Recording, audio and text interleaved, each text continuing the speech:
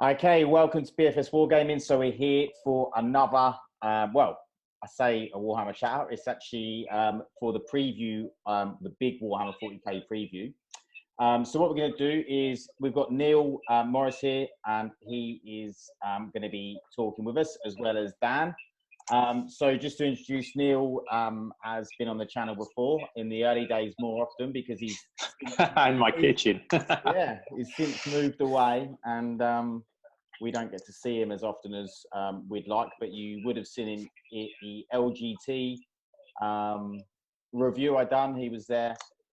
We actually ended up playing our last games behind, like Neil was right behind me as I was playing my last game, which was pretty cool.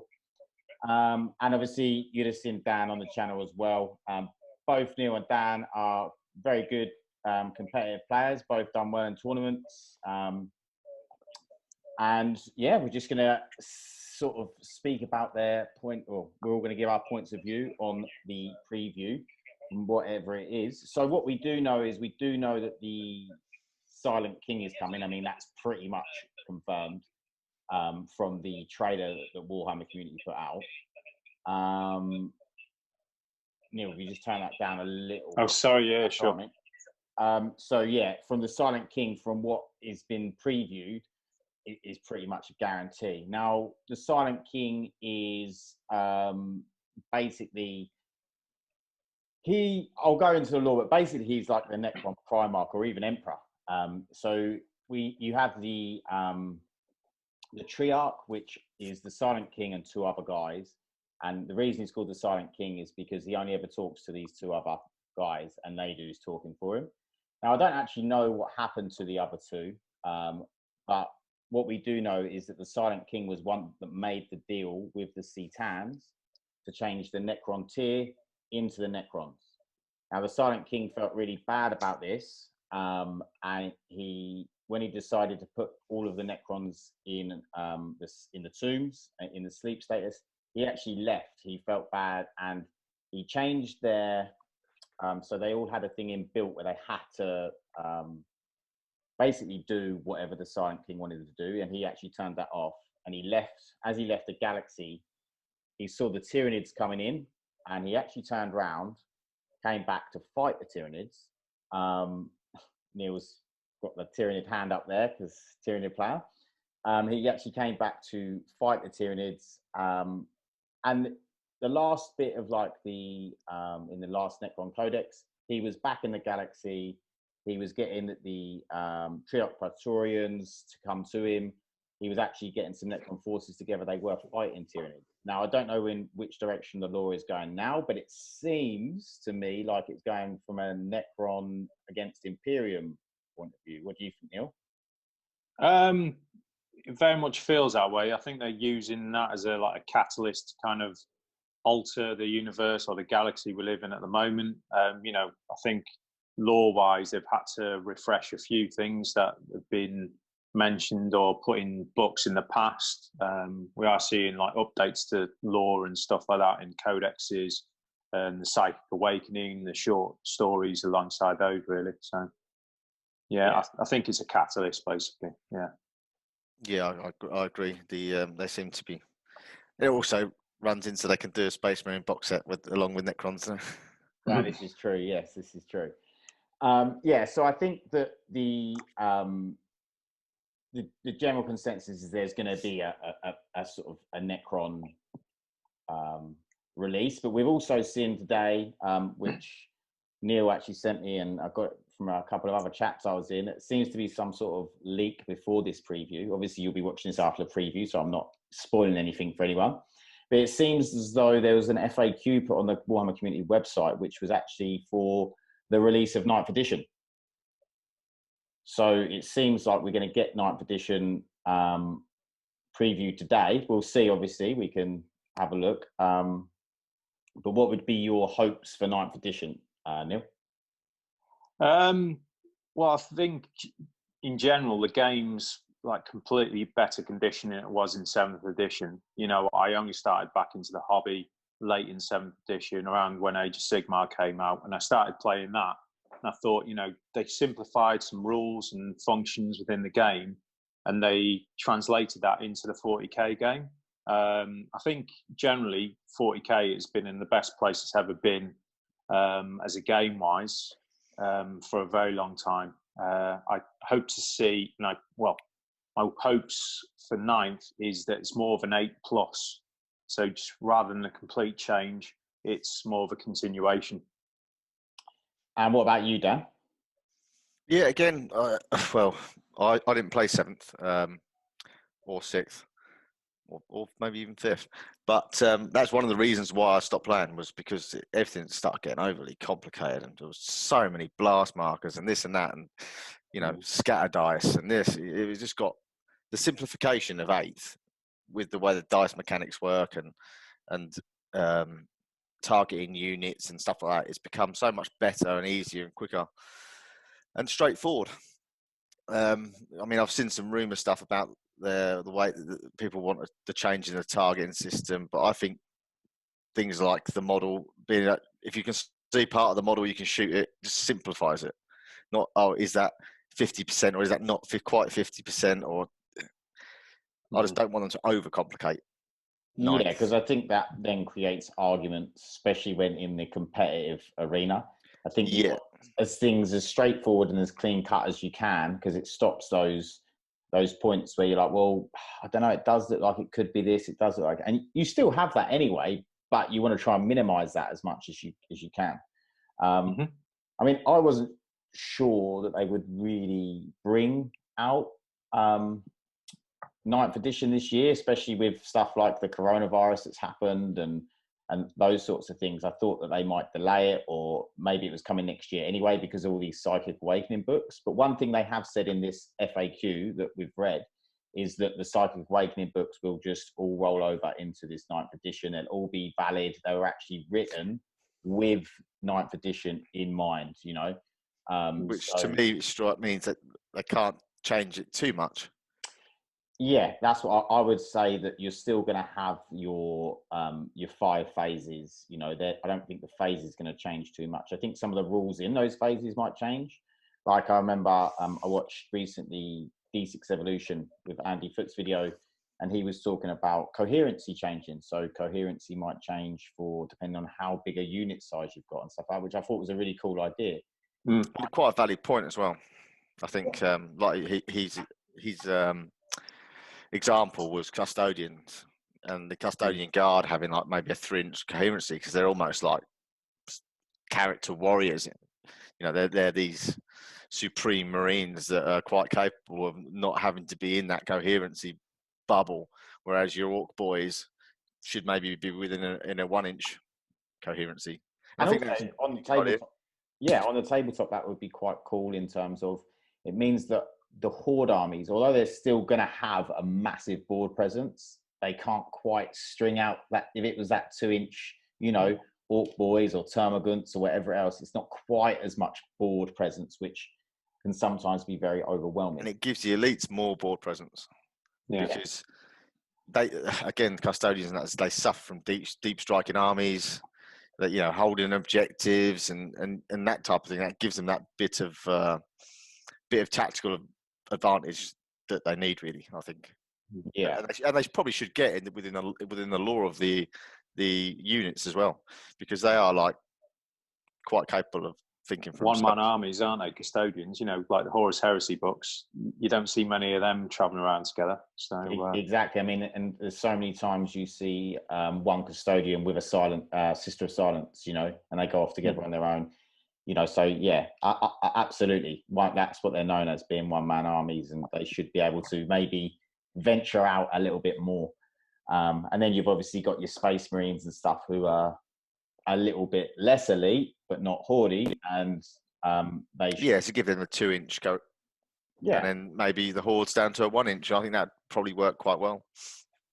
It does give a level of complexity to playing the game, though, right? So where, as it stands at the moment, it's all universal. It's 2 inches across the board. There's no arguments, because the movement phase for me is the most important phase of the game anyway. Yeah, definitely. To provide an extra layer to the detail of that, then some people may argue it's the right way, but I think there could be some discussions on that, to be honest.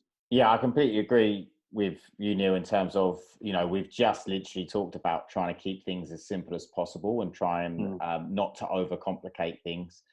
It's just whether, I suppose, through playing the game, because the thing is, although we say about it being simplistic, you only have to look at each codex and the amount of rules each different army has, and it's the codexes and their specific army rules which actually make it complicated, not necessarily the core rules. Yeah. So I definitely think you're right. That's a point of discussion. So, but you get a lot of information on a data sheet, and just to put the coherency distance on the data sheet, I don't think it'd be too much of a problem. No, I'm sure it would. I mean, a lot of armies would stay within 2-inch coherencies. You know, I think it would be mainly things like your Orc Boys and your Termagants and, you know, stuff that drowns out the whole board in bodies. Okay, just before we go over to because we've got a couple of minutes before we go over to the preview and see what all the fun is about. What do you think, Neil, about stratagems? Do you think they're going to change the way we get stratagems? Do you think Elite and Horde will change? No, I think it's like one of the things you were alluding to with the elite armies and stuff like that, where they've not got the capacity or within the points to ship out multiple detachments within an army, where a Horde army like Guard, Tyranids are able to facilitate that, and it encourages soup armies. It encourages players to soup because they want to farm those CPs. I think there's going to be something what they're going to do to address those for, let's say, elite armies who haven't got the capacity to have multiple detachments within armies. Yeah, because I think using Custodes again, because Custodes is the most elite army, is a prime example of, you know, a lot of people that have played Custodes, especially competitively, often soup them because to try and get some CP, just stick some Imperial Guard in there just to give them. I think they did address that slightly with the Knights. I think that may have been a test run for what they're going to do by giving Knights more points. CP. Yeah, they gave pure Knight armies. Well, your Knight detachments got more CP depending on what type of Knights you had in them, didn't they? Yeah. So I think that's something that they've actually, whether that's a test run or you've also seen in terms of some of the, such as Space Marines and things. Here we go, mate. Oh, we're going to head over to the. Just one point though about Knight. I think the morale needs to be more relevant. Yeah, maybe. Okay, let's get this up. Of course, almost Blizzard-esque, this, isn't it? These trailers getting better and better.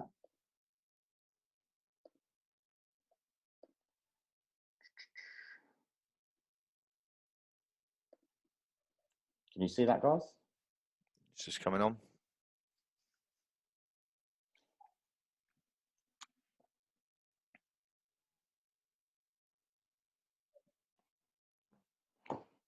I knew that caption leaked was Sisters.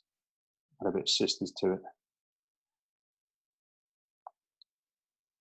No volume on it, Pat.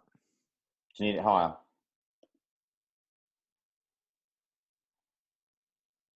I have no volume at all to them.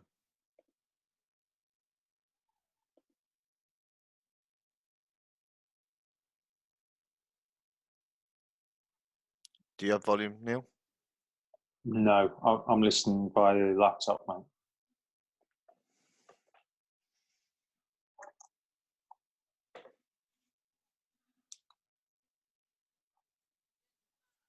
We are his sword.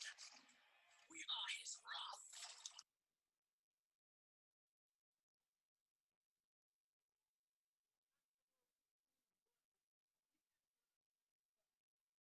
wrath. Cue the Space Marines.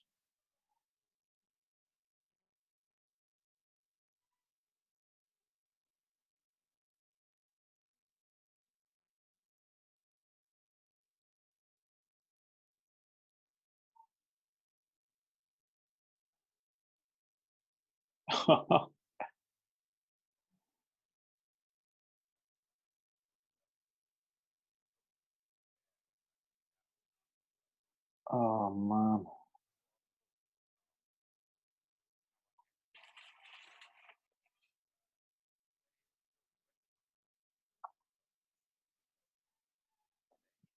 Yeah, the trailer's definitely very cool. This is very cool. Very cool.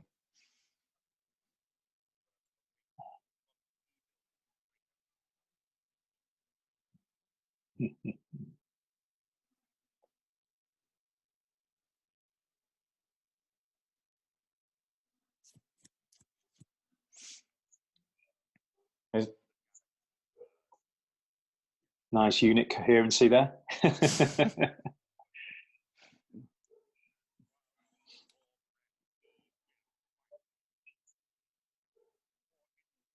Oh,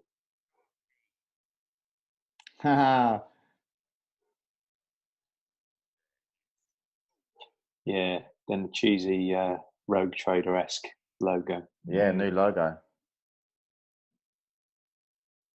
I was a bit upset about the amount of Necrons that died there, though. But I'm glad at the end when he comes in and boshes someone. They got a bonus footage. They get up after reanimation protocol afterwards, so you're fine. That's a good point, yeah.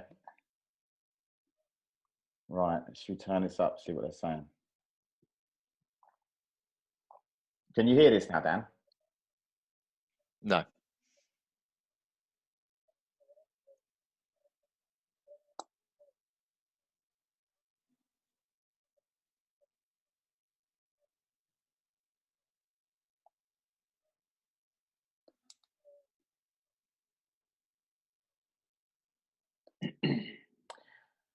Okay, Neil, are you listening to this, yeah?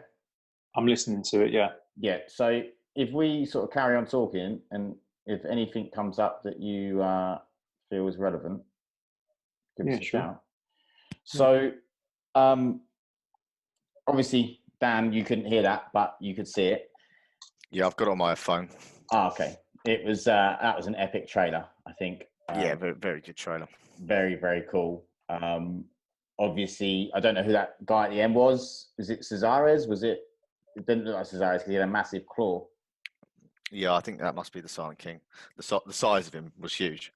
It could be. Yeah. If that's a Primaris Marine, then Oh yeah, that's a good that's point. quite- He was massive. that's quite a big model. Yeah, but we have seen a leaked photo of some Necron. Well, looks like new Necron range. So we'll have a look at that after this stream and sort of let you know. And we'll have a little chat about it. But yeah, it was pretty cool. Obviously, sisters were there, Space Marines. What did you think, Neil? I thoroughly enjoyed it. You know, it was felt very Blizzard-esque with the cinematic trailers there. Yeah. Yeah, I think they're learning from other companies there. I think that's really good. That certainly got me excited. It gives you a little teaser as to what new models or units they're going to be bringing out also. Yeah, very cool. Right, should we have Yes, that. Go on then. And obviously, you know, some of the old models, your warriors, your scarab, wherever they are. Yeah, the scarabs. Yeah, they, you know, obviously relevance in the range still. Yeah. Yeah, no, I thought it was. I just thought it was fantastic. Just like where both of you are Necron players or have been Necron players, so I suppose there'll be a lot more excitement in that side of things for you guys. Yeah, definitely. Oh, I think Neil's been about an everything player. I think he's had about between 8 and. I think Neil's had between 8 and 12 armies since 8th edition.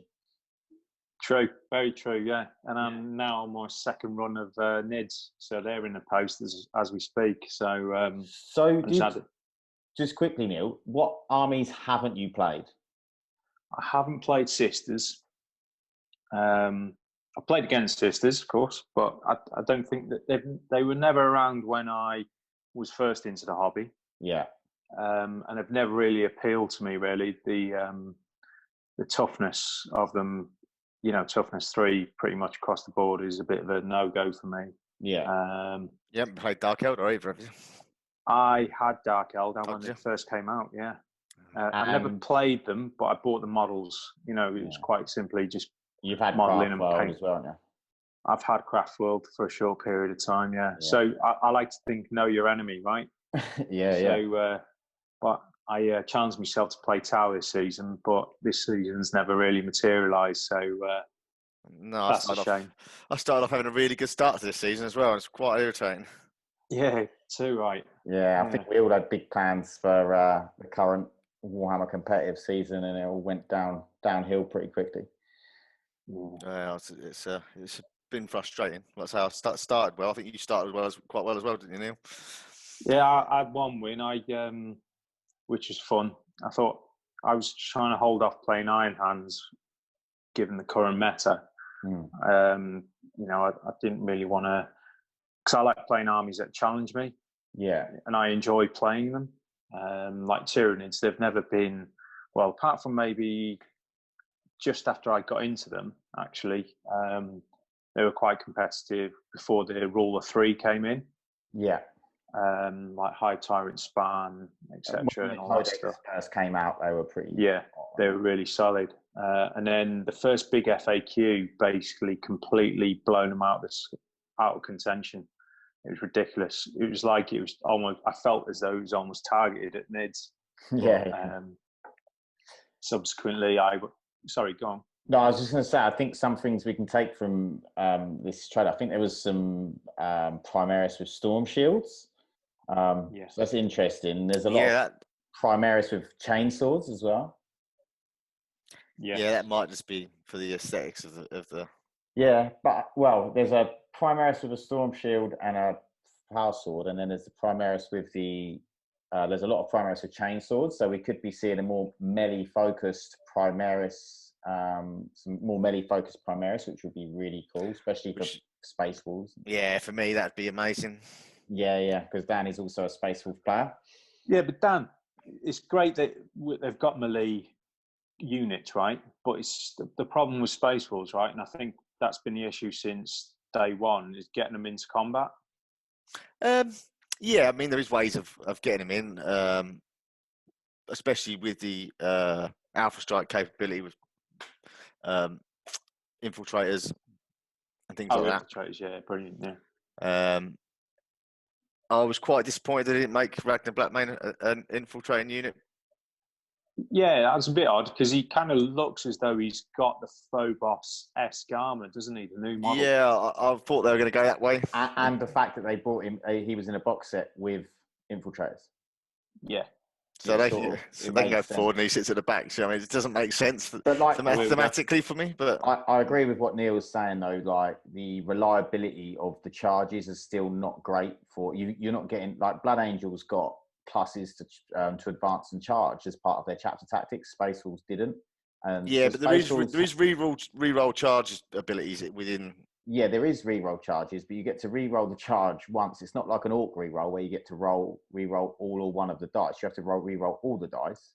Did you just see that, guys? No. Assault Intercessors. Oh yeah, it's just Chainswords are back, baby. So that is good. Yeah, really cool. And I'm wondering if they'll bring Blood Claws through into the Intercessor range. That'd be amazing. Again, that would be very interesting, and it would be very, very cool. And maybe it will come in with the Assault Intercessors. Maybe they'll start making, for Space Wolves, they will be Blood Claws, which would make complete sense. Which means you get your extra attack. So yeah, two attacks, because you get one for your Chainsword, one for your. Yeah. You get one extra attack, don't you? Yeah. So you'd be getting 2 attacks base, plus your 1 for your Chainsaw, plus your 1 for Blood Claw, plus your 1 for Shock Assault. Yeah, you're doing 5 attacks, and then 5 attacks base, getting more on 6s. And then if you've got a Lord there who's activated his Saga, you get another attack. It may well be one of the reasons why they've made, the Space Wolves Saga of the Beast came out, and they're not overwhelming, but maybe with some new things coming out, maybe that's why they're not, because they're looking ahead and thinking, hang on, if we make this book they're going to be far too strong. I mean, Ragnar Blackmane is an absolute beast. Oh yeah, he's an animal. like so good for 120 points. It's just insane. Yeah. But that might change. His points might change with. But then again, you've got Drazar, another beast, and he's only 100 points. Tell me more about him. Well, Drazar, yeah, he's got 2 up save, 5 up invuln.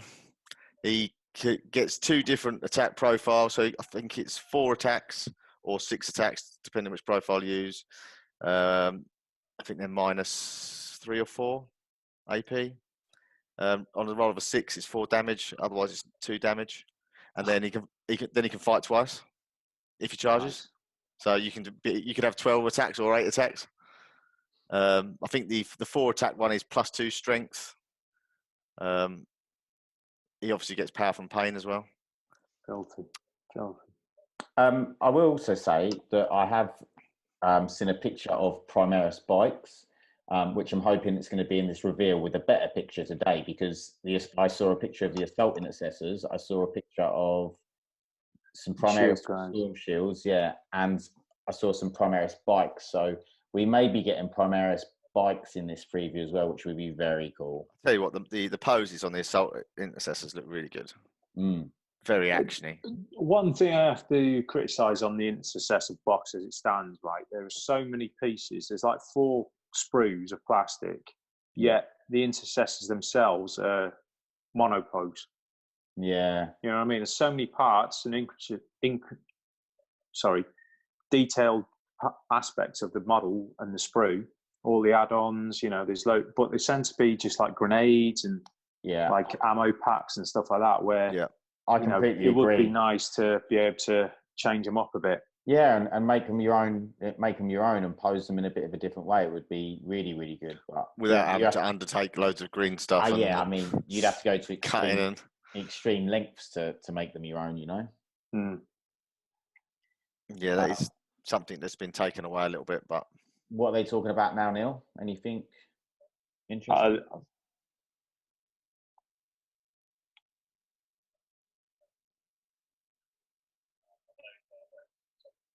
Yeah, they're just talking about the assault intercessors at the moment, like the poses and stuff like that. Okay, cool. Yeah, so hopefully we will see some, today we'll see these Primaris with shields, and we'll see these Primaris with bikes. I mean, that would be, if they give us that and then some new Necron models plus 9th edition, this is a pretty big preview. Yeah, and like looking at the previous previews over the last month or so, I know they've previewed stuff for other games and stuff like Age of Sigmar, etc. But there's been nothing that's kind of blown me away. Like, don't get me wrong, I absolutely love the new Lion model. It's fantastic. But with the ongoing campaign in 30k, it was no real surprise that he was coming. Yes. And he's one of the last Primax to have an actual model anyway. So he's the second to last, I believe. Jagatai Khan is the only one that's not got a model in 30k. Save the worst till last, eh? No, the best. The best. We all know Jagatai's the best. Yeah. Obviously, I know you're a big Lion fan.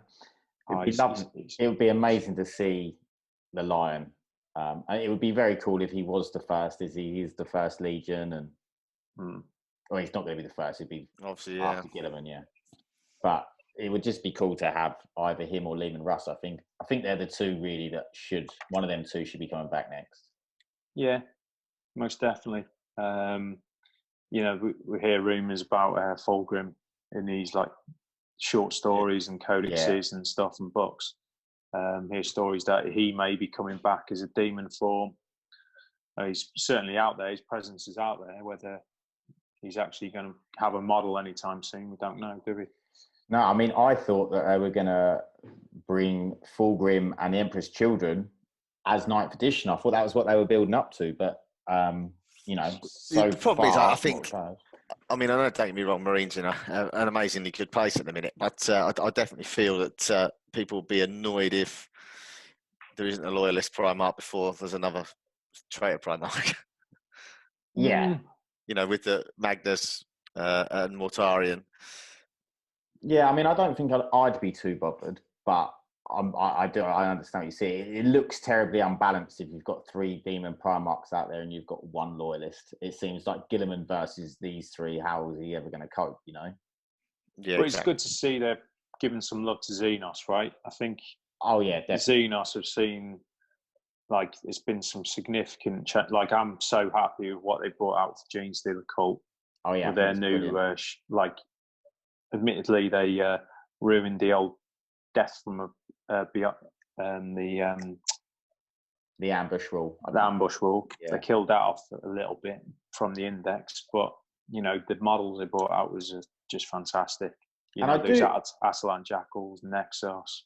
I do still really like the Gene Stealer have a completely different deployment style. It just makes it so unique. You know, with the blips, markers and stuff like that. I think it does make playing against that in a competitive format for the first time was tiring, to say the least. Trying to keep a track of what's going on and what's been put on the table and what's the horde of models that are still off the table. Well, that's what I love about playing tournaments, specifically when people play armies that are not just the meta, so to speak. And you know, yes, the meta armies are strong. However, you know that army, you know what you're going to be facing, right? Where somebody just brings up a random force that you wouldn't see as competitive, however it's different, then I see that as more of a challenge. Which is why I built my Dark Eldar list with no Ravagers in it.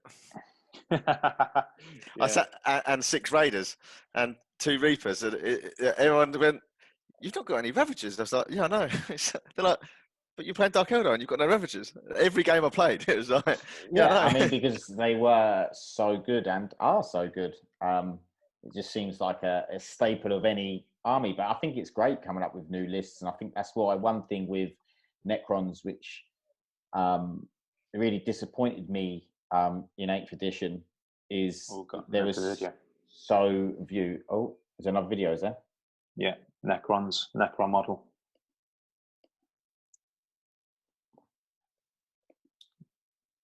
Is it a refresh of the Necron Warrior? Oh, that is the Necron Warrior. Or is it Immortal? Yeah, that is the one.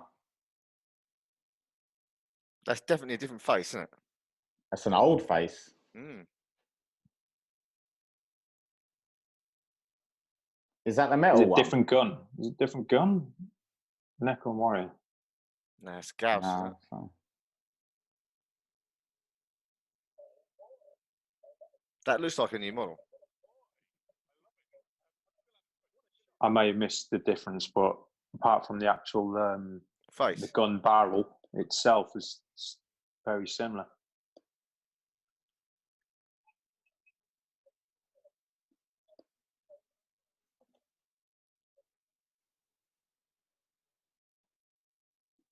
The faces are very different. It's very different.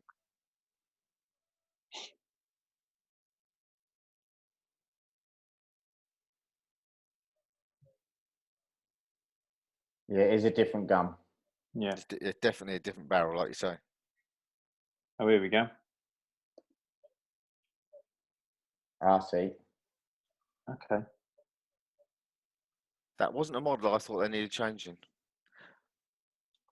You're going to be able to get heavy Gauss on a Necron Warrior by the look of it, if that is Gauss. Maybe.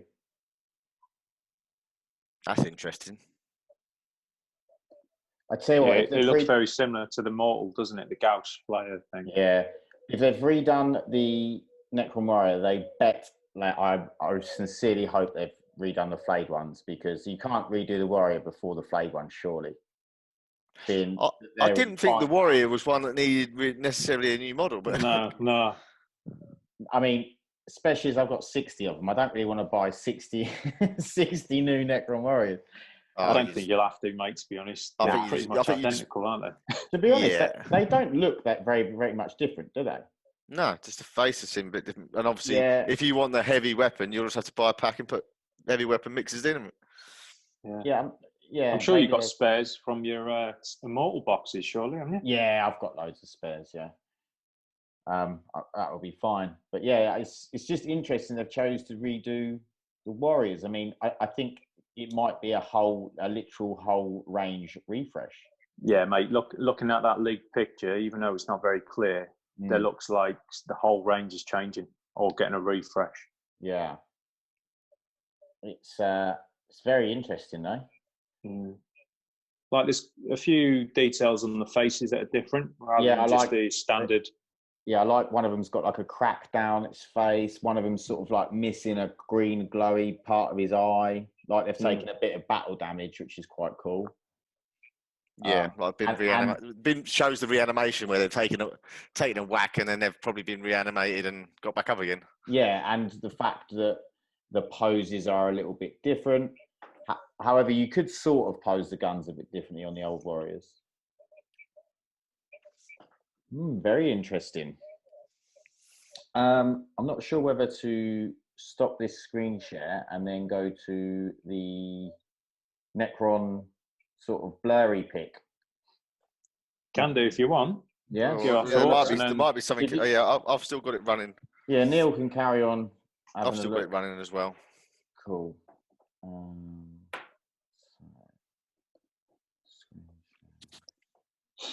But no, you like you said though, Neil. It's nice to see the Xenos getting a bit of love. So can you see that, guys? Yeah.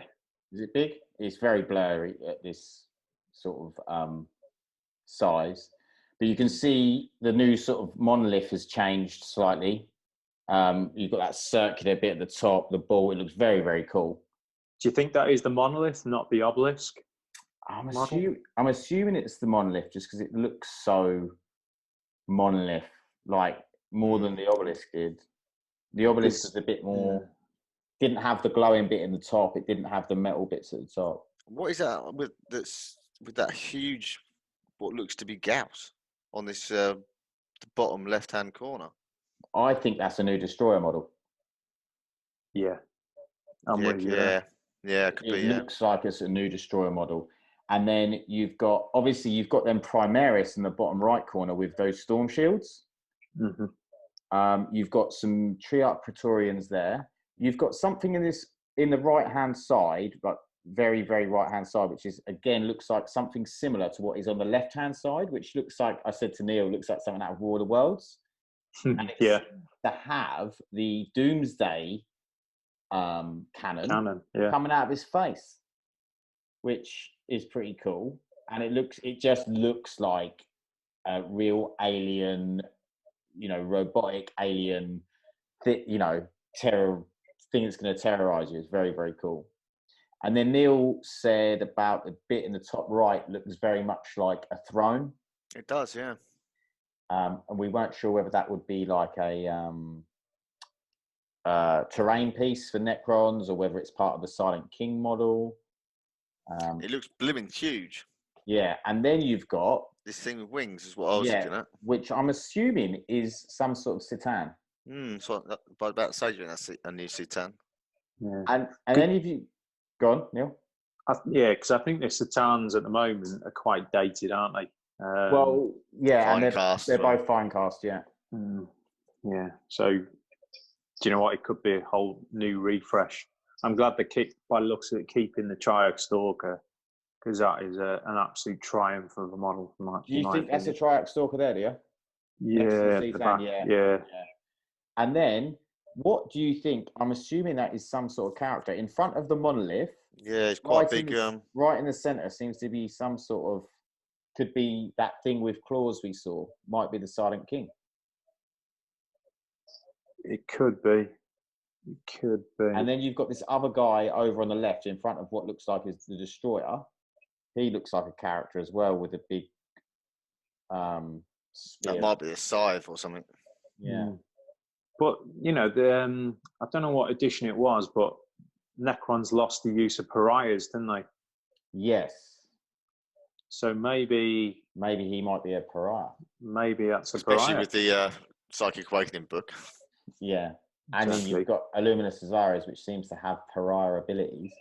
And then you've got so the guy the thing is about the guy in the far right, who looks a bit like a smaller version of the thing in the far left, I don't think that's Caesaris. I think that is a new, completely different model. Well, yeah, it's all up for speculation, given it's not the greatest quality picture. Yeah, right? it's one of those great pictures again, which is just pixelated as you like. I tell you what, I'm so excited for Primaris with shields. Yeah. Do you think that the monolith in the background it looks slightly different to the monolith in the foreground, but the top looks the same. You think? Yeah. But it's hard to tell with the center of the pixelation. It's really well, maybe they'll change the obelisk. The monolith. You know, because most armies now have terrain pieces as part of their armies, right? Whereas, you know, going back to like Dawn of War, like the game itself, that was very much a terrain. It was like their home base, like command center. Yeah. And then a function within that was able for the actual monolith itself to move.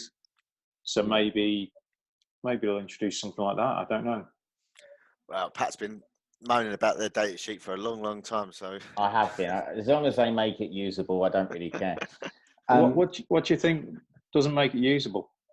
Like, I know it costs too much, right? Yeah. It's so easy to kill. Yeah, obviously, if you brought it down in price, points-wise, but it then gets to a point where you'd just be having, because they'd be so cheap, you just have free as just to soak up, just because there's a lot of wounds on the table, but it's still not that effectual. Whereas some of the problems with it are the fact that you can deep strike it. Like when you could originally deep strike it turn 1, there was more uses to it, but now you can only deep strike in turn 2. It has to come in more than 12 inches away from the enemy.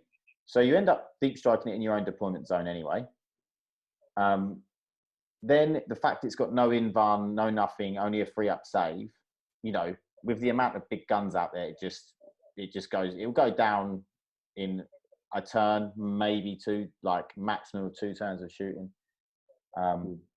It's like it just goes down so easy. We've got another video here, guys. Oh, let's get back.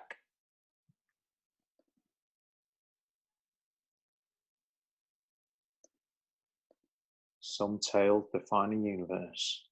Oh, Horus Heresy.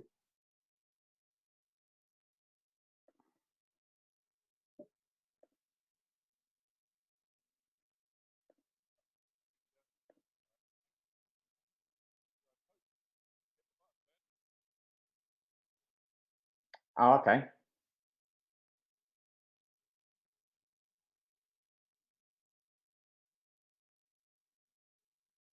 Okay. A look. Dawn of Fire.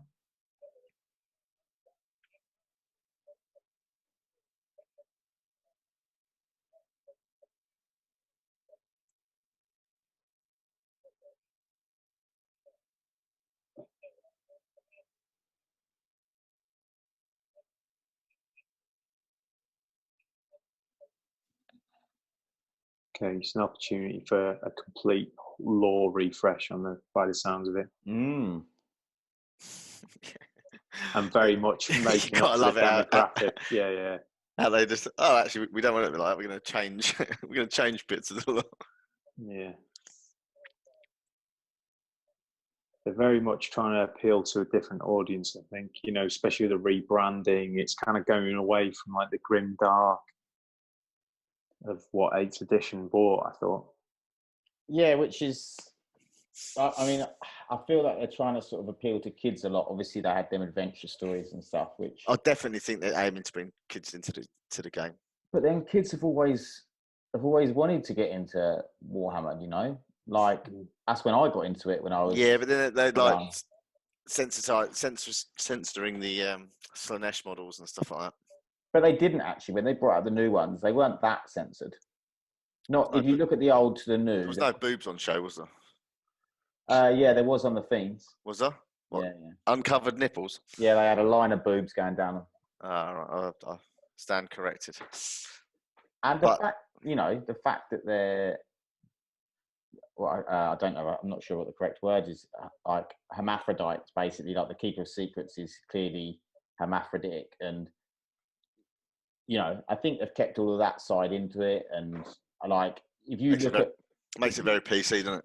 Yeah, but if you, yeah, but if you, it does now. But if you look at the what's the Infernal Rapturous, the way that she's got that guy's back tendons basically, and she's playing a harp with his back tendons, and he's bleeding out. Like, that's pretty grim dark. Mm-hmm. You know, so I don't think they're completely going away with it. But the Avenging Sun Dawn of Fire novel, which they're shipping up right now, doesn't look that grim dark. It looks very playful, animated. Yes, animated. That's the word. Which obviously you can make, but it looks too clean animated, doesn't it? Doesn't look dark enough. Maybe we need. Yeah, for me, like the Horus Heresy is definitely like the foundation on which keeps people infused with the hobby, right? It's you know, because the lore is so deep. It's got the hobby itself has just got so much depth. It just emphasizes what the whole hobby is about, and the game, you know, and everything, why you play it. Yeah, the lore is such a huge part of everything that, you know, it's a huge part of it ties everything together, doesn't it? And it gives meaning behind your battles, and it gives that base story of the Primarchs, Traitor Primarchs, and the Space Marines in general has got so much depth to the lore upon anything else. Everything else is built around that, and it's 100%, every other story. You know, they'll give a little bit of fluff to orcs and a little bit, but the amount of depth you've got with the Primarchs and the Traitor Primarchs is incredible. Yeah, it's amazing. It's basically, you know, the story is of the Emperor and his sons, you know, and like you say, the aliens, like the Xenos, are just a sort of almost a sideshow to that main storyline. The main storyline is the Imperium, of which they built. But I like, in the long run, I'm kind of getting more excited about the prospect of Tyranids getting some love again, especially with the Necrons coming back, and with the Necrons conflict, you know, on the lore fighting the Tyranids. Yeah. You know, I kind of think it may be going in that direction sometime soon. Yeah, I mean, I think I'd like to see, because I think the Tyranids, in terms of model range, is pretty good. Yeah, agreed. Yeah, I think they've got a really nice model range. I think that they could do with some rules updates. They're starting to do well again in a few competitive armies lists. No, they are, but I mean, it's stuff like Carnifexes. It's this huge sort of monster, but you know, it doesn't seem to have that many attacks. It's got 4 attacks, and you know, they're not overwhelming. There's just a few things like that you want to see. You know, you want to see a Carnifex be scary. You know, yeah, especially when you've got like the likes of Marine units, say for instance, Ragnar Blackmane, for instance, or go Murderfang. I mean, he's a character dreadnought, but you know, can be pushing out 10+ attacks. Yeah, and you know, I'd like to see Carnifexes. You know, I don't want to see them overpowered or anything, but I want to see them. At the moment, they're a bit like more relative, right? Yeah, more relative, exactly. Because at the moment, they've got a few wounds, and if you put enough of them on the table, you just got to get through a lot of wounds. That's the hard part. I agree. They should have a couple of extra attacks, especially when that's their sole show is close combat attacks. You know. Yeah, depending on how you build them, you can build the Carnifex shooty ones. But yeah, if it's a close combat one, you should be giving it extra attacks. It should be scary because you've got to get them into combat, and that's the huge thing, isn't it? Which is why they've got the wounds. Yeah, it's like Space Wolves. Space Wolves, once you're in combat with them, you don't want to be there. But if you can kill them before, if they like don't make some of their charges, then there's a good chance you could end up killing them, you know, and then winning the battle that way. Again, that's wrong. There are some phenomenal units within the Tyranids, you know, like Hive Guard, fantastic. Oh, yes, they are, yeah. You know, they're one of the first names on the team sheet, you know what I mean? Yeah. Eurothroats, for me, are fantastic as well.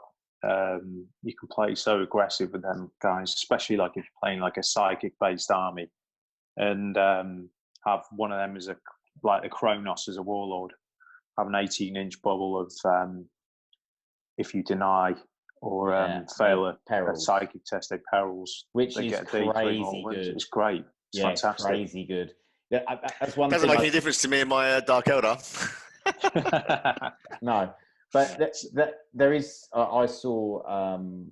You know, they've seen some Tyranid builds which are around that sort of anti-psych stuff, especially when you've got stuff like Thousand Suns out there, which are pretty Grey Knights. good at the moment. Grey Knights, which are very good at the moment. So yeah, it's really sort of shut them down, and that's why it's great to see. You know, they're sort of almost anti-meta. You know. Yeah. Especially when, like, with Grey Knights now getting like smites and stuff off on a 4 pretty much, and even, you know, their low dice rolls become them really easy to deny. You know, they think their power's going off. You get that deny, and then they perils. Yeah. That can be really strong. But you've got and you've got Shadows of the Warp as well, so you've got that little +1 to cast. Yeah, or bubble give as them well. So one to cast. yeah, so Yeah. just offsets what they can do, right?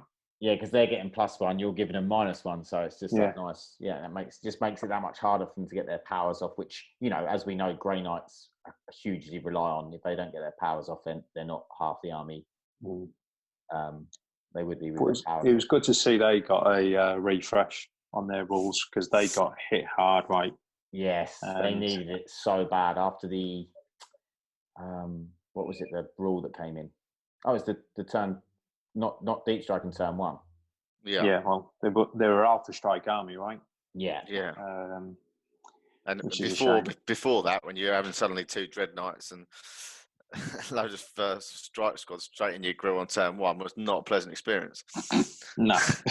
Especially when they could literally hold you into your own deployment zone, and then you're not getting out, you're not scoring points, and all those sorts of things, you know, which I think is why they changed it, because of those things that were happening where you couldn't get out of your deployment zone. Well, part of it was obviously they were one of the first codexes as well, so they had this. They were super strong, and no one else had a codex and was getting absolutely rinsed by Grey Knights. Yeah. And then they got neglected. Yeah, exactly. One thing that's maybe off-putting about this video, I don't know, they may have just changed up the order of things, but like, we've seen this leak of this blurred image of Necrons, right? We've only seen Necron warriors so far. Yeah, and they've kind of changed the subject slightly, which is a bit concerning. But hopefully they go back to they've gone into lore. But then I was thinking, maybe, you know what GW are like, they don't like to release everything at the same time, do they? No, they keep us on our toes, don't they? I did say to Pat earlier, I said that I just don't think they're not going to show the box set yet. Obviously, I think there's going to be one, because they've said that the Dark Imperium box set is being and they always bring a box set out for every edition. Yeah. So there's going to be one. I don't think that's going to be yet, especially when they've got the last Psychic Awakening stuff to hype up as well. And I think they want to drag it out, won't they? They want to drag out the hype, you know, keep releasing stuff and that sort of thing. So this is why they're going into rules now, guys. Oh, let's have a little listen then.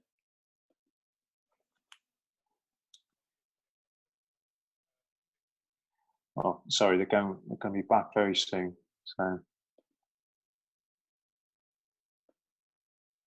might just give us a couple of minutes just to continue our chat. No worries. Neil's going to keep an eye on it for us.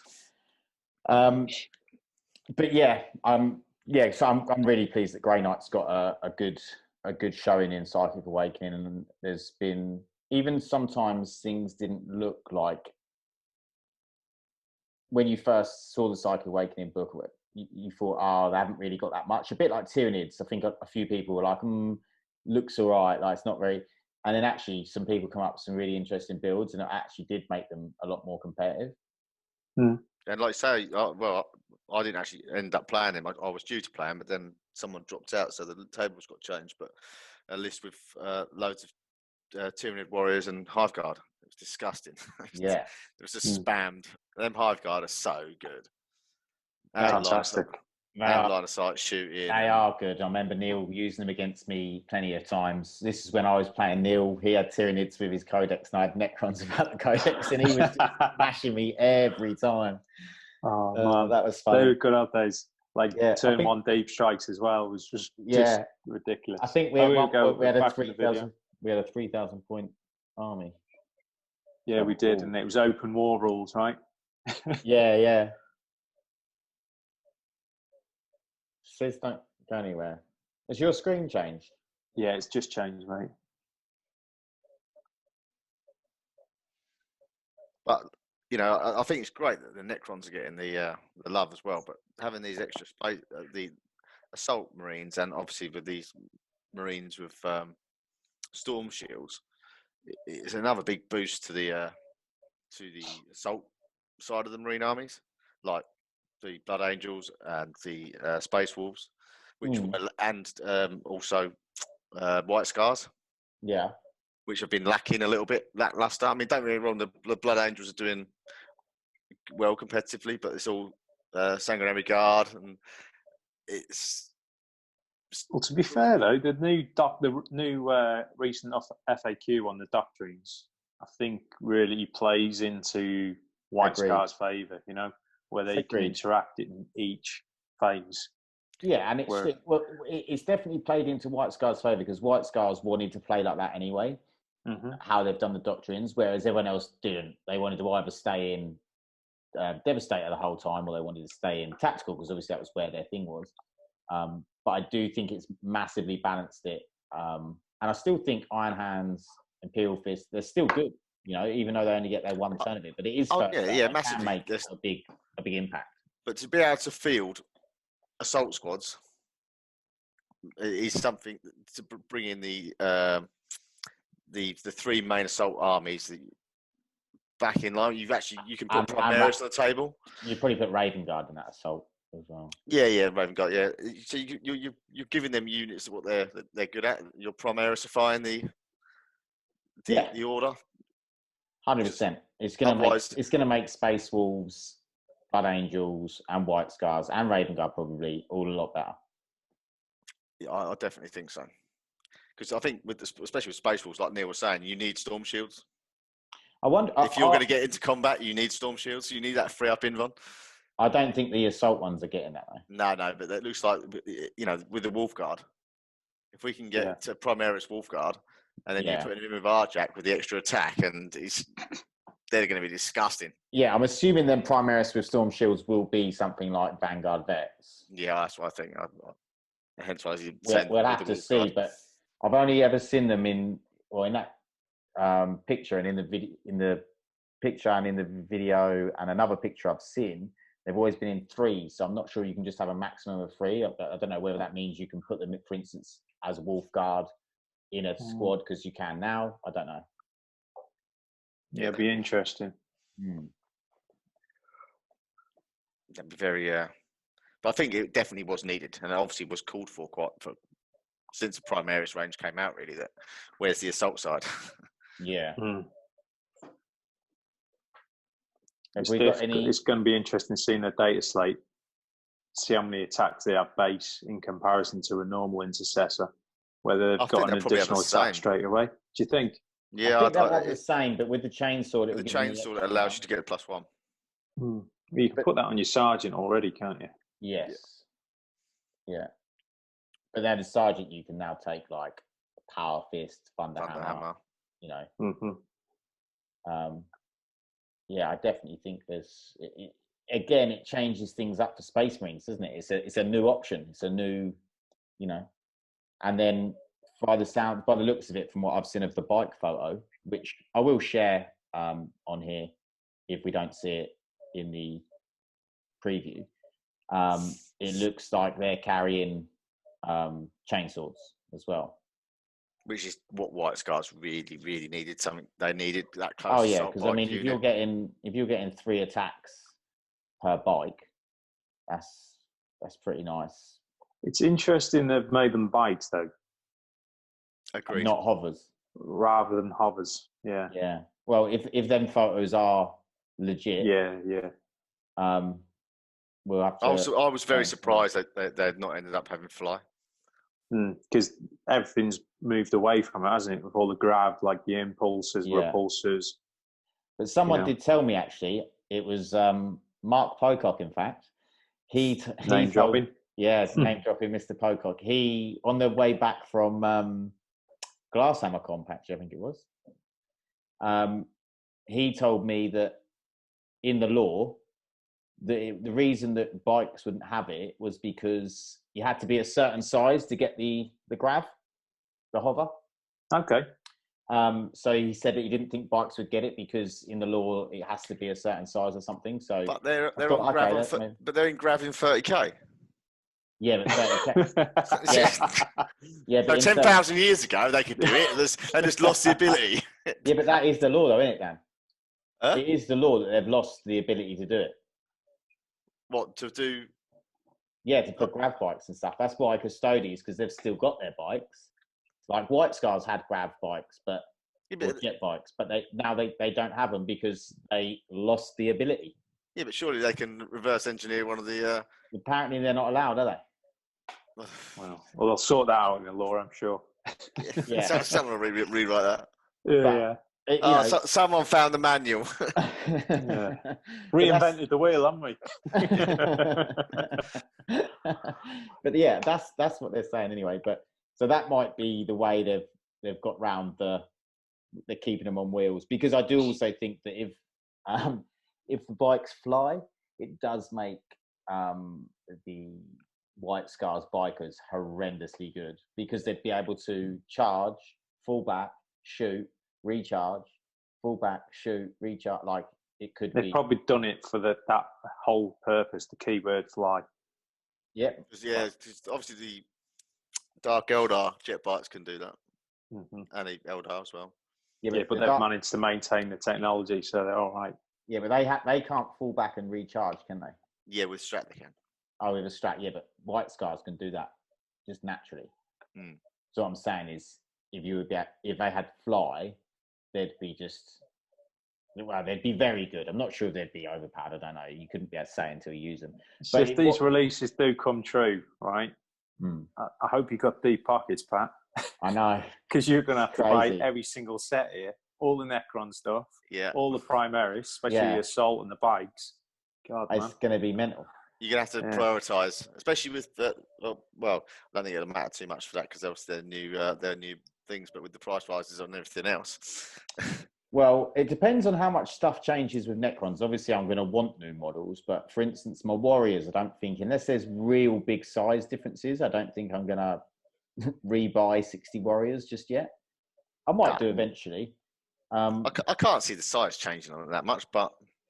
And then you've got the likes of, obviously, the monoliths don't look horrendously different, so I think I'll carry on playing unless, again, there's massive size differences. What base is the Necron Warrior on? 32? Yeah. Yes. Yeah, so I can't see that getting... Used to be 28. Yeah, I can't see the bases getting any bigger.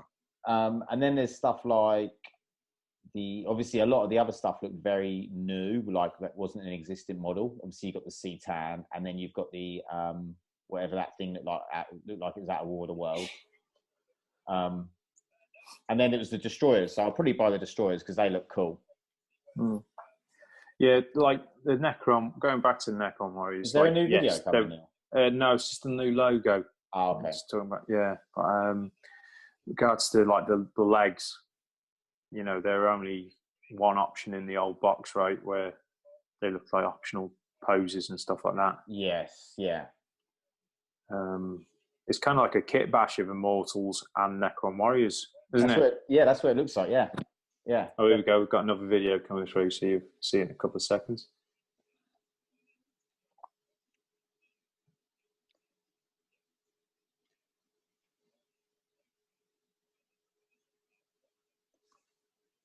So I think we've got another preview coming up.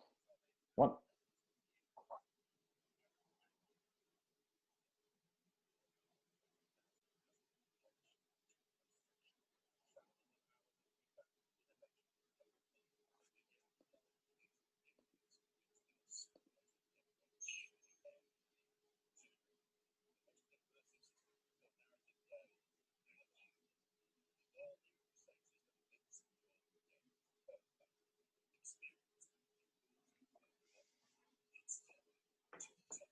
Very cartoony.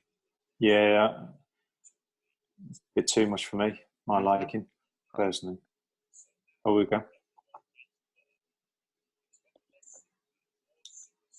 That's good. Less soup.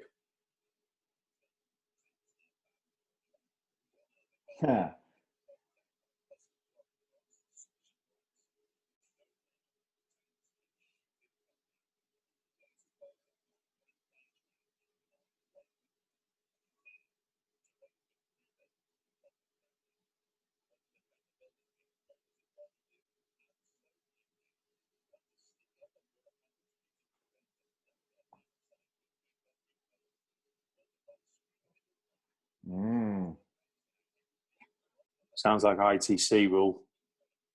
Bottom floor of terrain. They're making it GW rule, maybe.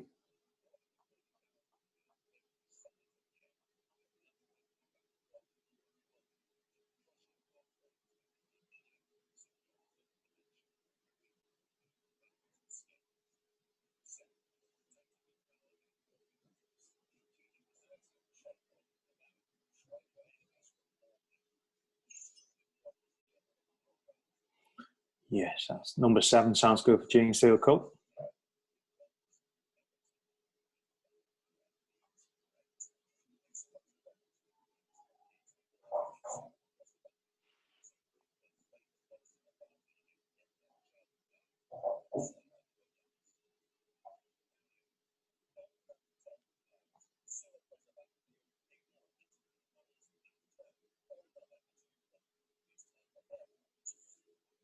Oh gosh.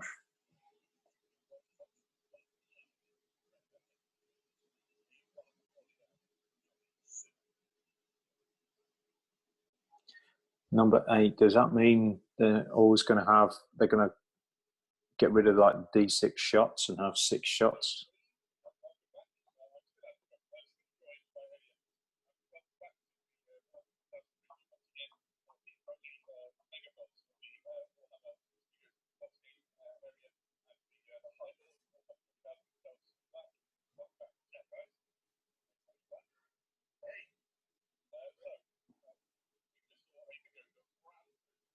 Okay. Well, firstly, I'd like to say that James Workshop is proper annoying. Yeah. I'm just not a fan of that guy. I think there was obviously some really good things. I tell you what, though, the Imperial Guard are going to be disgusting. Right?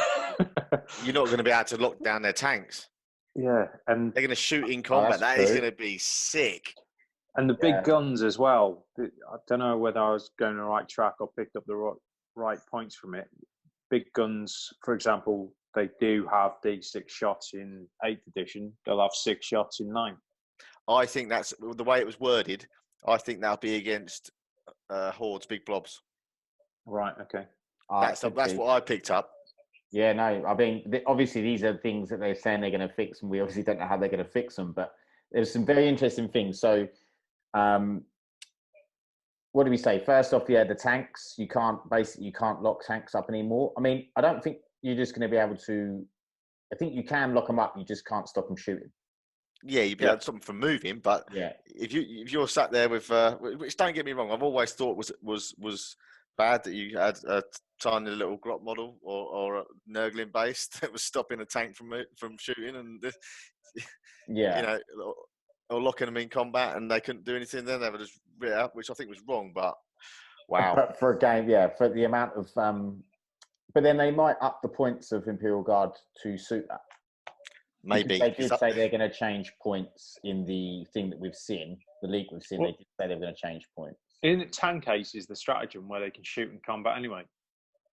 Depends what they get options of what they want to do. Yeah, I think you might be one of them. That's only limited to 2 tanks, isn't it? The other big thing, Neil, was obviously the thing you said would be good for Gene Stealer Cult was you can come in from anywhere. Like I didn't get where that was going. Yeah, I've only got on low volume, so I can't hear it all. So basically, it was saying it was very much. It just said you'll be able to attack from anywhere. Like, does it mean turn 1? Does it mean I don't know? It sounds good to me from a Gene Stealer Cult player. Yeah, and it was obviously a Gene Stealer in the picture. It was, yeah. And then you had again Gene Stealer Cult. With the talking about the terrains being built from the ground up, because I think every 8th edition 40k player knows that terrain has had a lot of holes in it. And like Neil said, the ITC have had to fill a lot of them holes with terrain rules and stuff like that. So I've got big hopes for they're going to sort terrain out and they're going to have a nice big set or clear set of rules for terrain, What I did think was also interesting was what they said about flyers. Yeah. I couldn't get that because it's not like flyers are hindered now, are they? Well, The 90-degree what I movement, heard- maybe. yeah, one you can fly up the board and fly back. So which means you're 180 in. Yeah. I mean, it's very hard off of these and the other one was the conquest thing that I think you're going to get points, and I don't know, is there going to be some sort of league table thing going on? Was that not a narrative thing?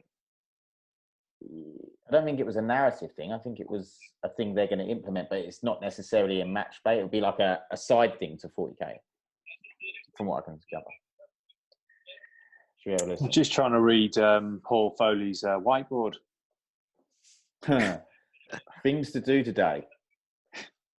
Assemble plastic something. Thunderhawk. Oh, yeah, Thunderhawk, yeah. Okay, he's proper. Right rules for Angron. Yeah. Confirm Dark Angel's actually the best. I like it. A nice bit of bait in the community. Yeah.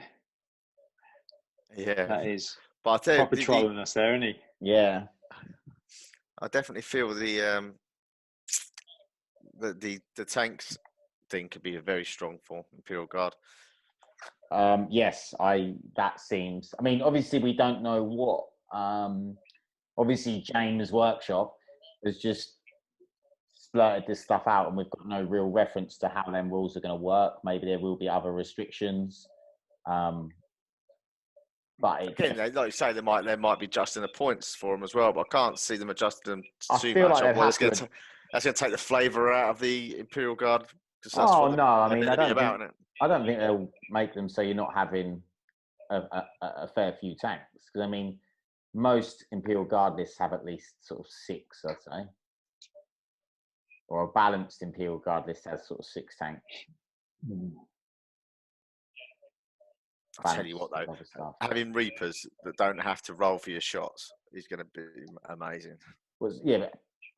But then if that is what we don't know if they're going to change.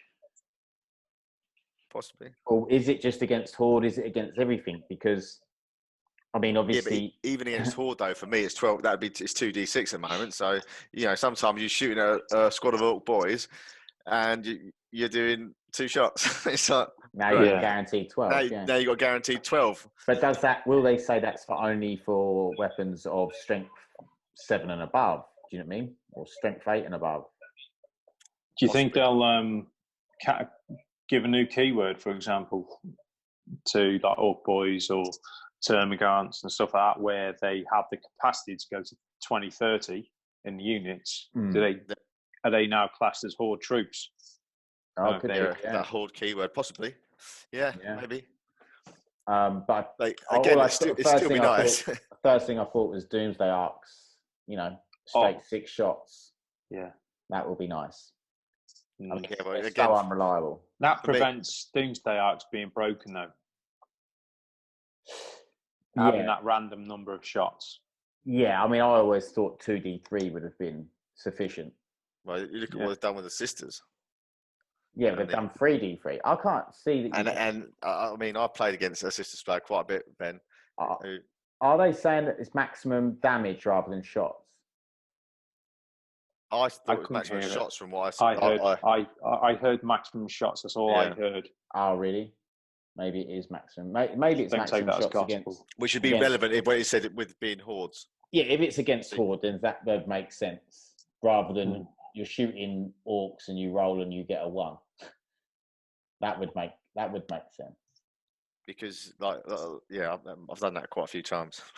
Yeah, I mean, you shoot a Doomsday Arc at a Horde of Orcs and you get 1 shot and you kill 1 Orc and you're like, that was especially. I mean, I pick Orcs, but Gene Stealers are again another one where I've shot the Reaper on the lower profile, and because obviously the saves are quite high anyway, and then you roll 1. It's like 1 shot, or sorry, 2 shot, 1 on each dice. It's like, no way. And then you command point re-roll it and get another 1. It's like, great. And then they roll their 5 up, feel no pain. And you're like, great. Yeah, because if you kill a model with a Reaper, they can't advance. Or 5 up in one, sorry. Which is really strong against. obviously gene stealers and orcs, they can't advance, and if they're, they've got the ability to advance and charge. If you can cut that advance movement out, that might stop them getting to you. That's another thing, like just from a selfish point of view with gene stealers, right? With the assault intercessors, right? That's setting the bar of just your standard Primaris unit up, right? So there's the bar. Whereas where do gene stealers fit in with that? Are they going to have more attacks? How are they going to balance it? Yeah. Obviously, points-wise, there's going to be a difference in points, but because they're not cheap, are they? The Primaris. I mean, you'll probably end up paying for. Well, you get what, one and a. How much over a half, 11. 11. And Primaris is 17. Yeah, but then you look at infiltrators, what, 23? Yeah, but that's completely different kettle of fish, isn't it? Yeah, but I mean, they've got the ability to be able to make the assault ones more expensive.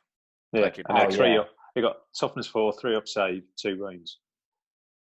They could end up being with the chainsaw. They might charge you extra for the chainsaw and make them a 19-point model, 20-point model perhaps. Mm.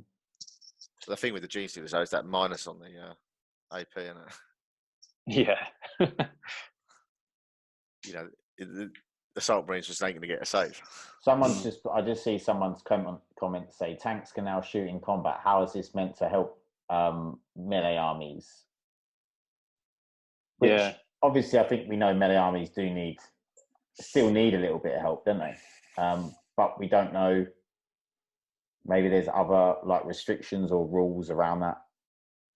It's going to be, because like you say, if you don't kill it, especially if you're going into something like a Baneblade, and you're hoping to get some wounds through on it, lock it in combat, it moves back, you can charge it again.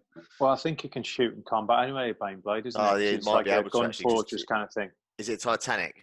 Yeah, I think you might be right. Yeah, there's a rule around where it can shoot from combat, so that doesn't really get impacted. But like the likes of Lehman Russ, where you probably see on a usual Imperial Guard or Imperium Super Army, for them, like I don't know how they're going to counteract that for assault armies wanting to get into combat.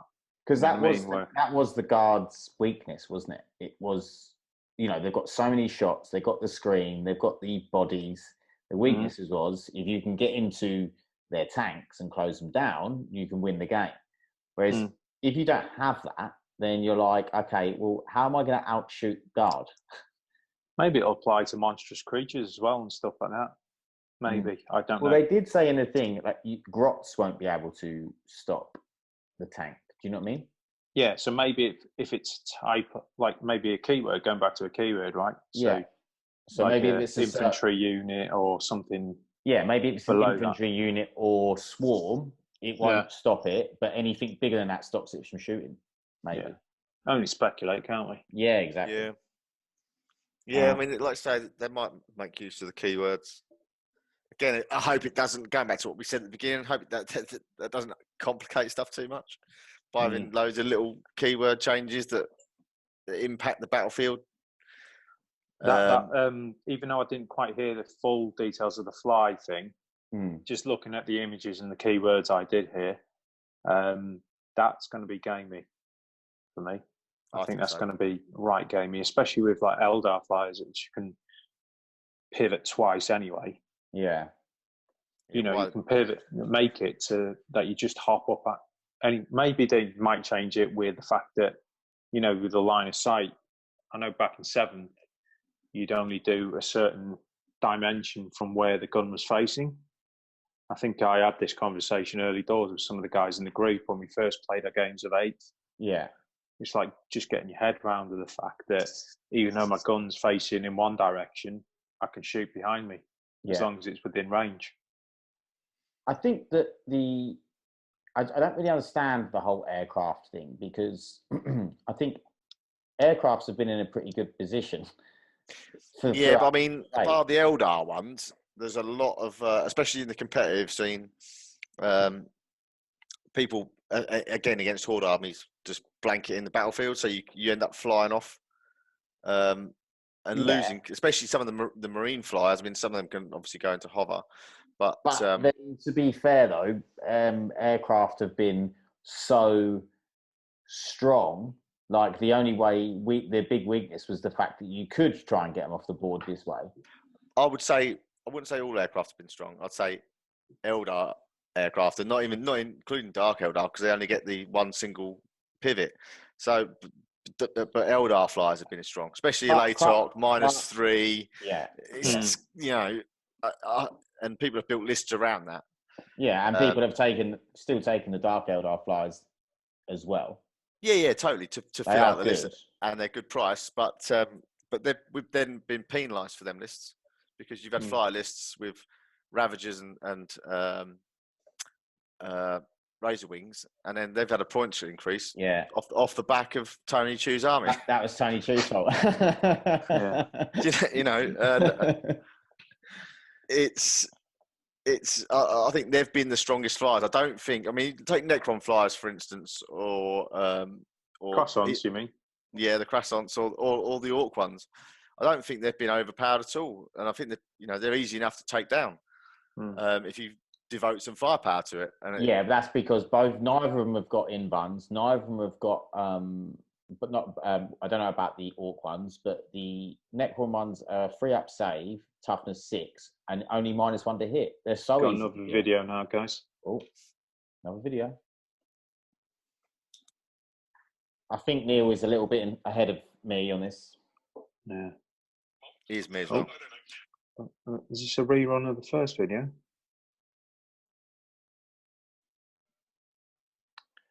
So it is coming to the end.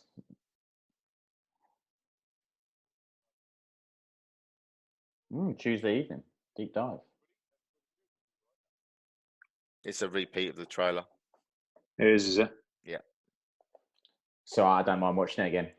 Yeah. No, I'll watch it again. Yeah, let's put the volume on for it.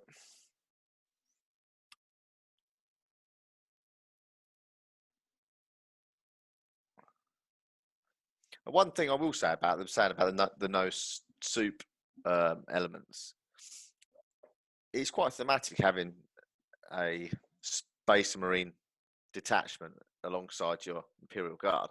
Yeah. And I hope that the new rule sets do punish that a little bit. And I know obviously for CP farming and whatnot has been a thing, but to have your front line of they won't stop soup. No, but they're definitely penalising soup because you're not getting your parts of your doctrines and stuff. Hang on. And I think lore-wise, that's a bit of a shame in some regards. And again, also with the Knights and Imperial Guard. One thing I want to criticise there, the power sword which that sister had, she struggled, right? And then the chainsword, which you would think was a weaker weapon, just slides through it like it was fine. Oh man, that shield Primaris looks badass.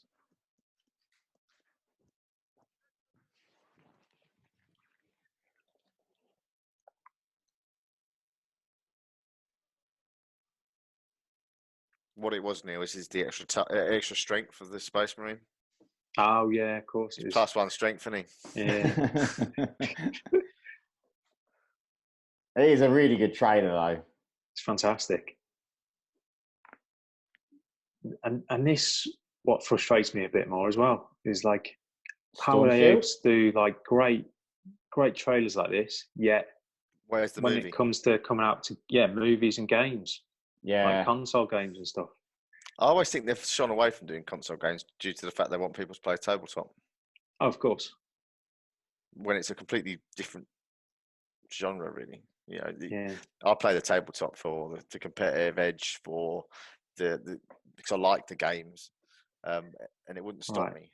Is that the Silent King? I don't think that's the Silent King. I don't think it is. It looks more like Cesares. I think that is just a general assault robot for Necrons coming out. Really? Yeah. What, some sort of Try up. I think you might be right. I think it could be. He's got the Caesare's legs, though. Mm.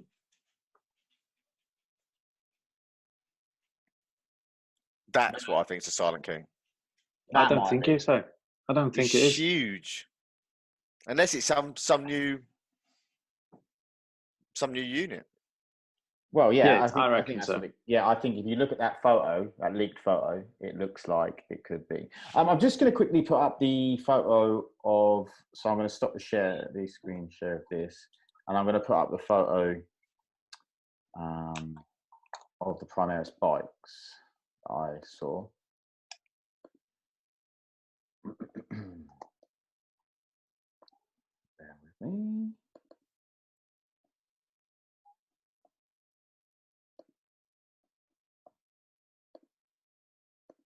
You do feel a bit cheated, though, don't you? Having seen those leaks of the pictures, and then all they reveal on the preview is Necron warriors and assault intercessors. Yeah. Oh, that's not the right share. Yeah, they always do that, don't they? Yeah. They always build it up to then let We're you down. idiots. We fall for it every time, I don't know. You have so much hope and we? Yeah.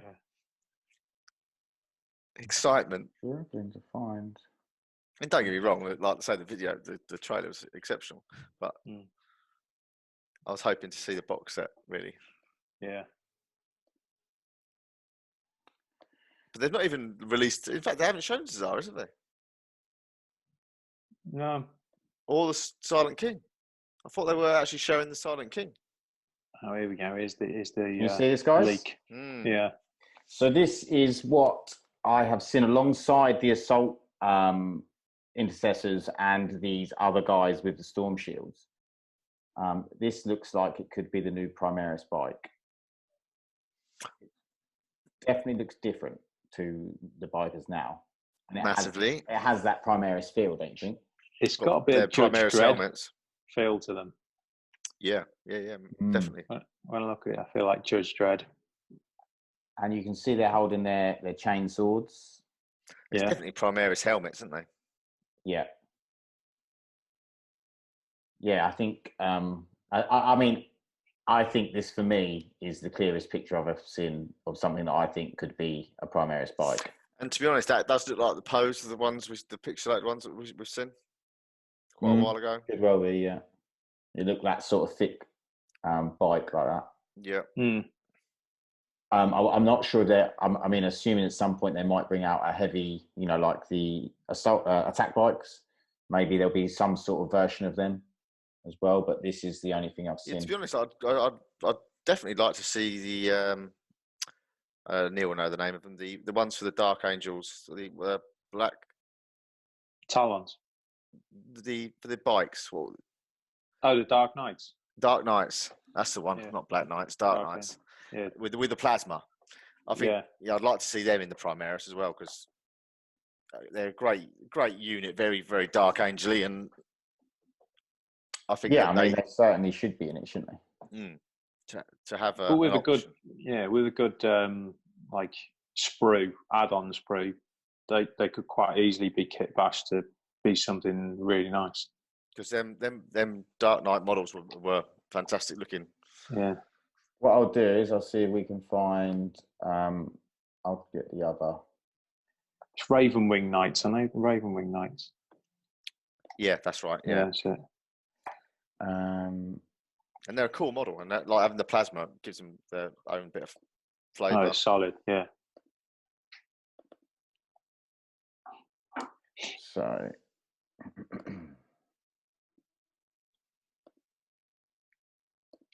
This was the other thing we see, what I've seen. Yeah. Which is the Storm Shield. See, I don't know if these are like... Stone Guard veterans kind of thing. Yeah. Yeah, or what are the... Because, the Marnius Calgar's bodyguards? Yeah. What are they? Victorious Guard?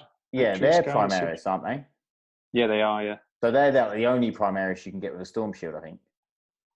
at the moment, I believe. Yeah. Yeah. So maybe these are sort of some sort of, like you say, Sternguard, Vanguard vet.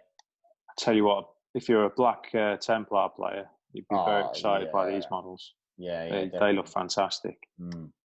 Really, really good. Yeah, I'm seeing alterations. Hopefully they're. I mean, actually, Vanguards. saying that, Neil, they do have crosses at their legs. Do you see that with the skull on? Yeah. So maybe they are a Black Templar type, specifically, was sort of made for them. Yeah, and the cross is obviously the shield's being a giant cross. Yeah, I've got a cross and the thing. Yeah. But yeah, like you and the say, halos. Black Templars will love those. So the shield won't be giving them an invuln. The Iron Halos will. Yeah. They'll have a 3-up and a 4-up. Yeah, exactly. Yeah. But is the stream finished? It's just showing back off the They said they were going to do a roundup. Yeah, it is finished. So if we do a roundup, then guys, what do you feel about the preview? I suppose. I was more excited with the leaks prior, to be honest. Yeah. Like, I always feel underwhelmed watching the previews, to be honest with you. Like, don't get me wrong, GW are great at building up the hype around things, and you know, we always get caught in the net with that. But you know, with all the leaks coming out around it, I'm very excited of what's going to happen and what new models come out soon. Agreed. I think it was a solid trailer. You know, the new Necron warriors look lovely models. For me, the excitement lies in the Assault Marines being obviously Space Wolf player and not a Necron player, and Storm Shields on Primaris. But the Necrons do and did need some love in a massive fashion. I played a young lad at the Glass Hammers tournament, actually, that we were talking about earlier. And when he burst into tears after I'd beat him in turn 2, I thought, yeah, they definitely need something, because when their players are this upset that he's been tabled in every game, it's like, I thought, yeah. What a trooper. I know. I mean, for me, obviously the trailer was amazing. I absolutely loved the trailer. For me, there's a lot to take away, I suppose, because you've got the Assault Intercessors and you've got the new Necron Warriors. Obviously, 9th edition is coming, which is big. But I mean, we obviously were talking amongst ourselves, so we didn't hear much of what they were talking about on rules. Not that I think they would have delved too deeply on that anyway.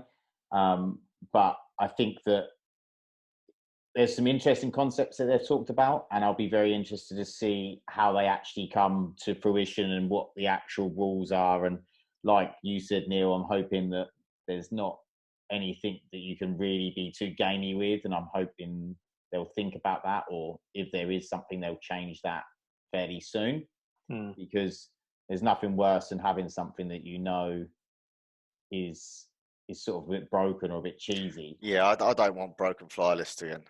No one wants they are horrible to play against. Yeah. But the problem is, like, when we used to play just, you know, one-on-one, not from a competitive point, we see the game completely in a whole different light, right? Yeah. It's when you start going to tournaments, then your mindset completely changes on how you look at the game and how you look at specific units.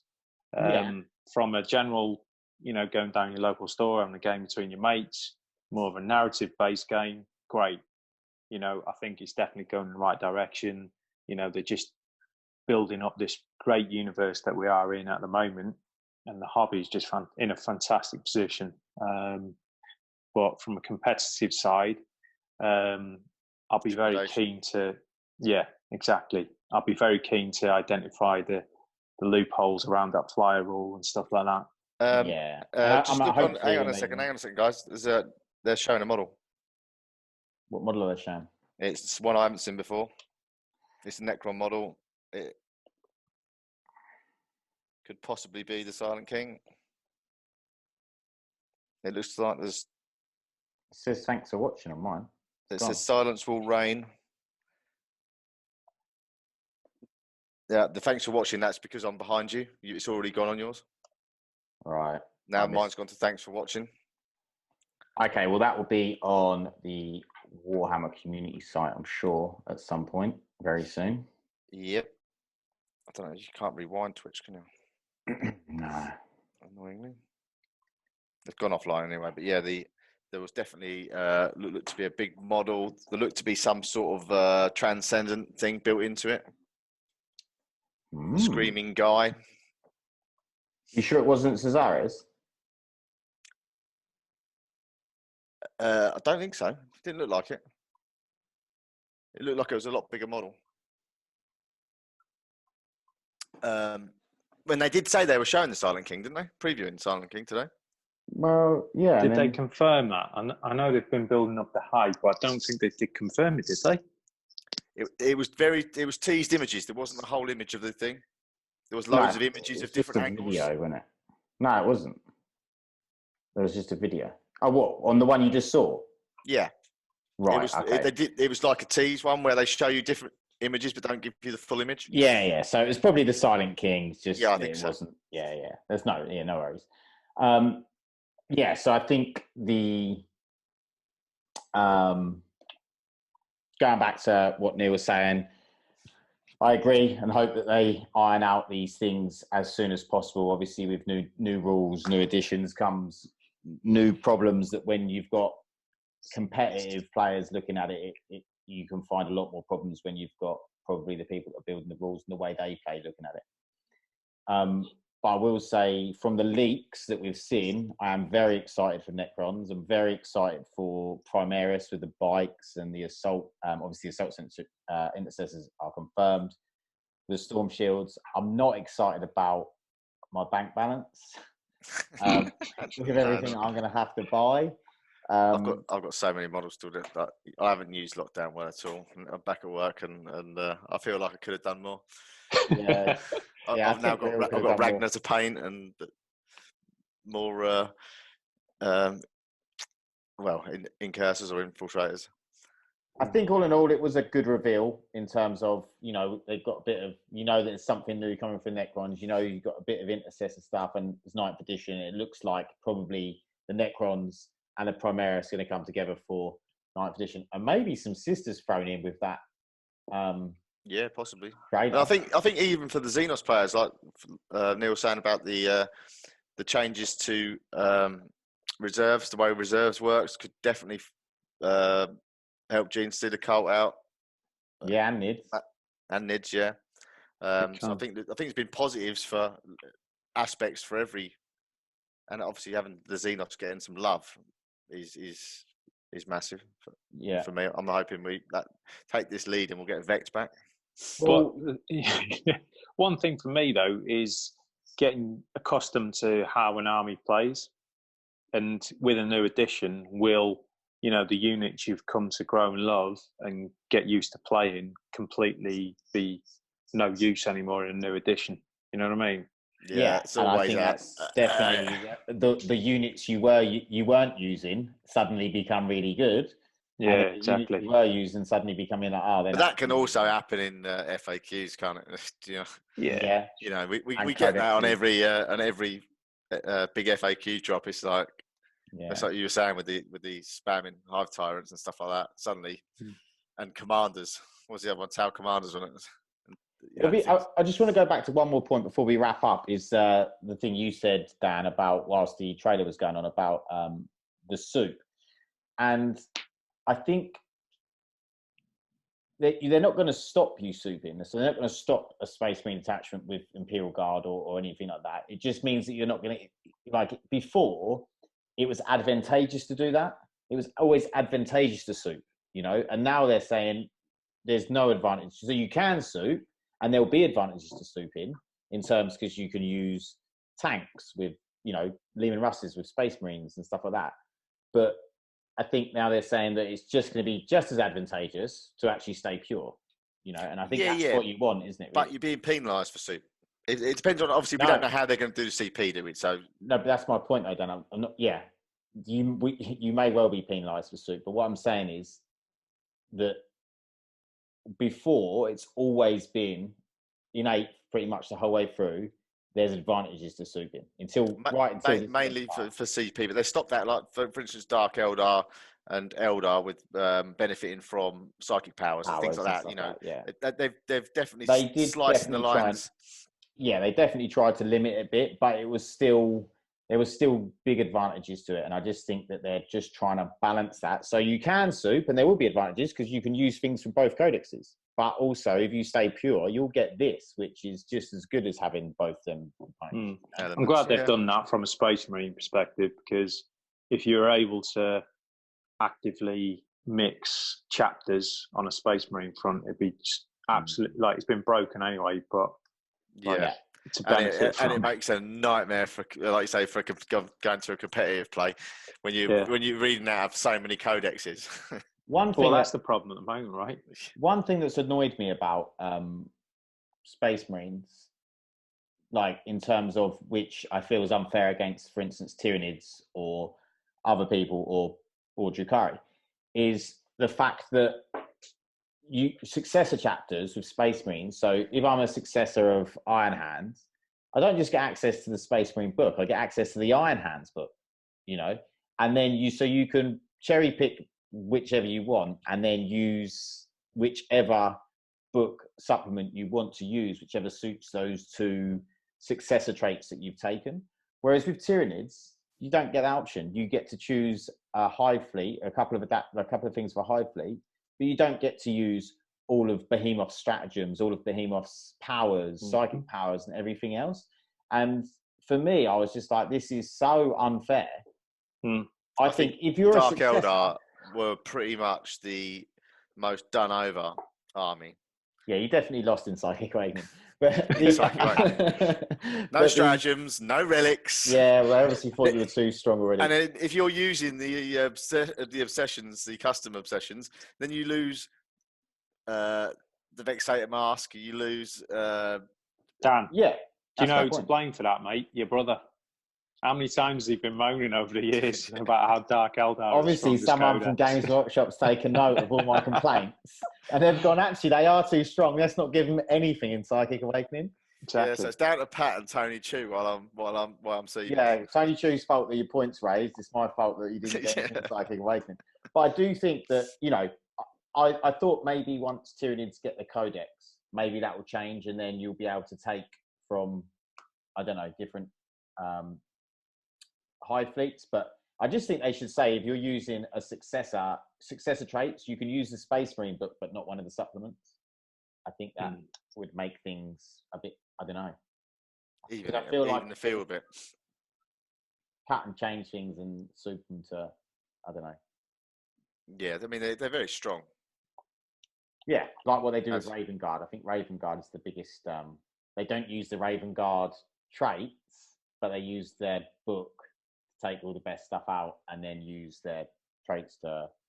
It's like Raven Guard salamanders. Yeah, it's like ridiculous. Yeah, yeah, with the extra flame range and everything else.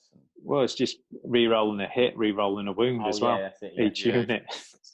That's painful. Yeah. Yeah, they could easily iron that out though. Yeah, that's what I'm saying. Which I think they should. I don't think they've done wrong with Tyranids and Dark Eldar. Well, apart from not giving us any. I think you just use the Space Marine book, and I think that's it. Yeah, that might well come with the. Yeah, it may well do. It may be something obviously they've decided. Someone thought, going back to with the Iron Hand, someone thought that was a really good idea to leave that codex how that was on release. You know, and everyone knew who watched that release and thought, "Oh my god, that is going to be ridiculous." They've only had to nerf it like 3 times. It's fine. Do you know what though? They're still strong. Post they are. Oh yeah, massively. Massively. What gets me with some of the stuff that GW do though is like I say, we all spoke about it on our chat group. It was like, what? How is how did they get his name?